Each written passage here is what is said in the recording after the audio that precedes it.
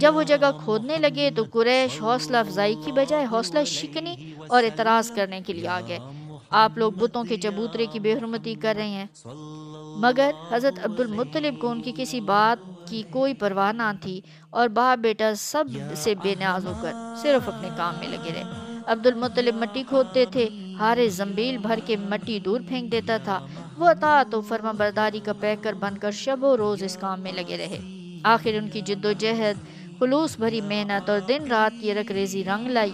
نیچے سے کنویں کی اینٹیں نظر آنے لگی۔ حارث خوشی سے چیخ پڑا، ابا جان، کنواں مل گیا۔ آنن فانن پورے مکے میں یہ خبر پھیل گئی کہ صدیوں پرانا مقدس کنواں مل گیا۔ سب لوگ زیارت کے لیے امٹ پڑے۔ قریش چڑھ دوڑے اور بولے، اے عبد المطلب، یہ ہمارے باپ اسماعیل کا کنواں ہے، اس میں ہمارا بھی حق ہے، لہٰذا ہمیں اس میں شریک کرو۔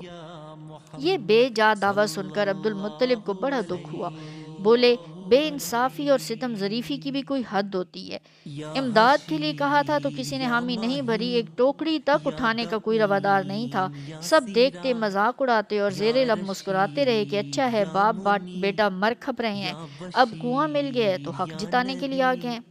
قریش اڑ گئے، ہاں کچھ بھی ہو، ہم تو اس میں برابر کے شریک ہیں۔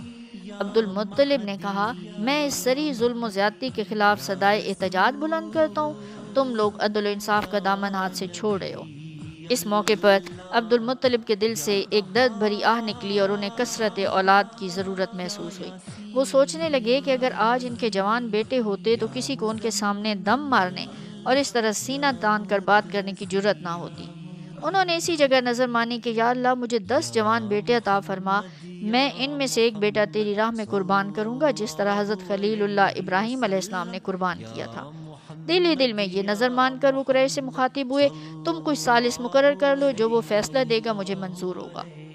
قریش بولے، ہم بنو سعد بن حزیم کی کاہنہ کو اپنا حکم مقرر کرتے ہیں، اس کا ہر فیصلہ ہمیں منظور ہوگا۔